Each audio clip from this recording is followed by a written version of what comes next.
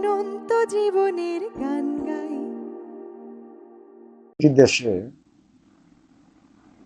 বামপন্থী অর্থাৎ প্রগতিশীল রাজনীতির প্রয়োজনীয়তা রয়েছে। কেন রয়েছে? একটি রাষ্ট্রে বিভিন্ন ধরনের রাজনীতি ক্রিয়াশীল থাকে, বিভিন্ন বিষয় আশয় নিয়ে রাজনীতি করে মানুষ। এর মধ্যে একটি হচ্ছে জাতিবাদী রাজনীতি। জাতিবাদী রাজনীতি হচ্ছে ভূখণ্ড ভিত্তিক বা ভাষা ভিত্তিক বা জাতীয়তা ভিত্তিক যে রাজনীতি, সেটা হচ্ছে জাতিবাদী রাজনীতি।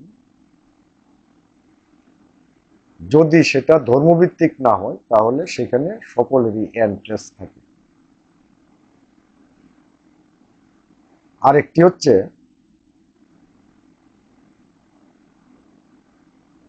আন্তর্জাতিকতাবাদী, অর্থাৎ শাসক শ্রেণী রাজনীতি এবং শোষিত শ্রেণীর রাজনীতি।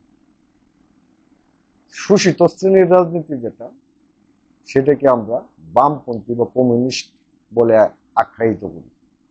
আমি যে বামপন্থার কথা বলছি, এই বামপন্থীরা তাদের কাছে তাদের থিওরি হচ্ছে শ্রেণী সংগ্রাম করা। শ্রেণী সংগ্রাম কি? শোষক শ্রেণীর বিরুদ্ধে লড়াই সংগ্রাম চালিয়ে যাওয়া এবং একটা সামনের সমাজ ব্যবস্থা প্রতিষ্ঠা করা। তারা মজলুমের পক্ষে দাঁড়াবে, এটাই কাজ। এই লড়াইটা করা হচ্ছে প্রগতিশীল বামপন্থীদের লক্ষ্য এবং উদ্দেশ্য। আমরা আমাদের দেশের প্রগতিশীলরা কি এই কাজটা করছে কিনা, সেটা হলো বিষয়। তারা ওই শ্রেণী সংগ্রামের বিষয়টাকে প্রধান দ্বন্দ্ব হিসেবে, শ্রেণীদ্বন্দ্বটাকে প্রধান দ্বন্দ্ব হিসেবে না নিয়ে তারা একটা মাইলস্টোন দাঁড় করিয়েছে 1971 সালের যুদ্ধ। এবং এই যুদ্ধের পক্ষের শক্তি বিপক্ষের শক্তি এই কথা যখন বইলা প্রধান দ্বন্দ্ব হিসেবে দাঁড় করায় একটা প্রগতিশীল সংগঠন, বাম সংগঠন, তখন কি আর সে বাম থাকে? সেও তো জাতিবাদী হয়ে যায়। এই জন্য আমাদের একটা বিশুদ্ধ বাম চিন্তার একটা ধারাবাহিকতা বা বিশুদ্ধ বাম চৈতন্যের বাম সংগঠন প্রয়োজন, যারা মজলুমের পক্ষে বা শোষকের বিরুদ্ধে শোষিতের পক্ষে কথা বলবে।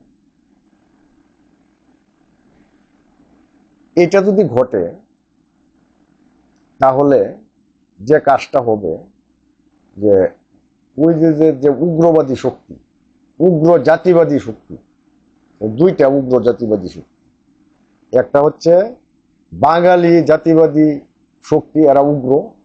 আরেকটা হচ্ছে ধর্মীয় জাতিবাদী শক্তি, এরাও উগ্র। নিজ ধর্মের মানুষ ছাড়া অন্য ধর্মের মানুষকে এরা মানুষই মনে করে না।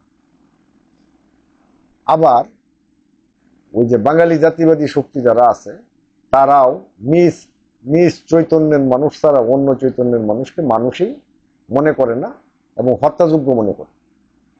এখান থেকে আমাদের বেরিয়ে আসতে হবে। বেরিয়ে আসতে হলে আমাদের ওই যে প্রকৃত প্রগতিশীল শক্তির কাছে যাইতে হবে।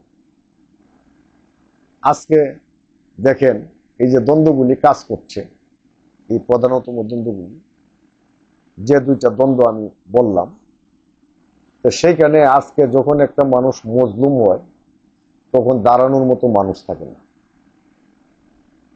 যখন একজন মানুষের মানবিকতার বিপর্যয় ঘটে, মানবাধিকার লঙ্ঘন হয়, তখন তার পক্ষে দাঁড়ানোর মতো কেউ নেই। কে দাঁড়াবে? এটা দাঁড়াইতে হবে এই দেশের প্রগতিশীল এবং বাম সংগঠনগুলি শ্রেণী দৃষ্টিতে চিন্তা করে।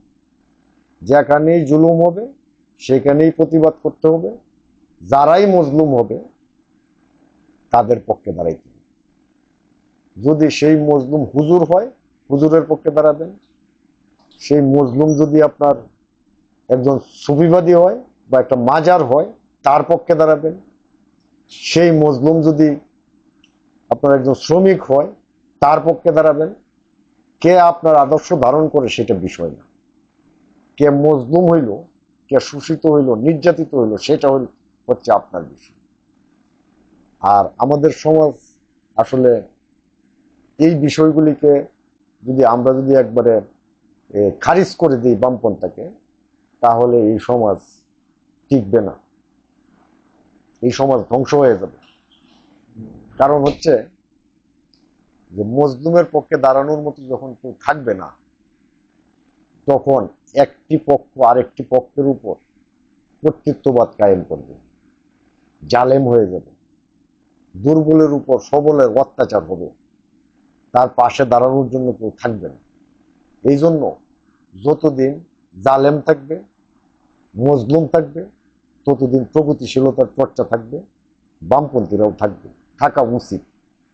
এবং আমি আশা করব এই দেশের যে বামপন্থী যারা আছে, তারা এই যে ৭১-এর মাইলস্টোন নিয়ে না ভেবে আপনারা ভাবেন যে জালেম এবং মজলুমের বিষয়টা নিয়ে, তাহলেই দেখবেন যে আপনাদের জনসমর্থন বেড়ে গেছে এবং একটা চেক অ্যান্ড ব্যালেন্স তৈরি হয়েছে। এই চেক অ্যান্ড ব্যালেন্সটা তৈরি করার জন্য হলেও আপনাদেরকে অন্য দলের দালালি ত্যাগ করতে হবে। অন্য যে কোনো দলের দালালি ত্যাগ করে অন্তত পক্ষে সত্যের খুঁটি ধরে সুস্থ বিবেক রেখে আপনাকে অগ্রসর হইতে হবে। কারণ আমরা ইতিমধ্যে ওই যে জাতিবাদের যে উত্থানের কারণে এবং উগ্রবাদের কারণে, বাঙালি জাতিবাদী উগ্রবাদ, ধর্মীয় জাতিবাদী উগ্রবাদ, দুইটাই উগ্রবাদ, এর কারণে আমরা ইতিমধ্যে অনেক ক্ষতির শিকার হয়েছি।